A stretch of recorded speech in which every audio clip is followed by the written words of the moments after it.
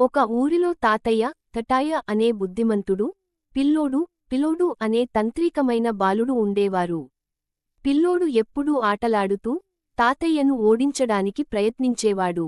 అయితే తాతయ్య అనుభవం కలిగినవాడు కాబట్టి ప్రతిసారి కూడా పిల్లోడిని తెలివిగా జవాబిస్తూ ఉండేవాడు. ఒకరోజు పిల్లోడు ఒక చిన్న పిట్టను పట్టుకుని తాతయ్యను పరీక్షించాలనుకున్నాడు. పిట్టను చేతిలో దాచుకుని తాతయ్యను అడిగాడు.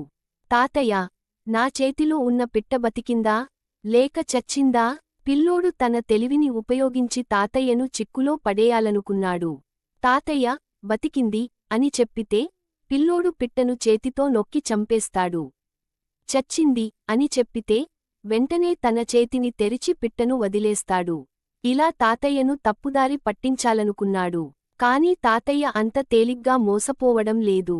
ఆయన చిరునవ్వుతో చెప్పాడు, నీ చేతిలో ఉంది రా బాబూ.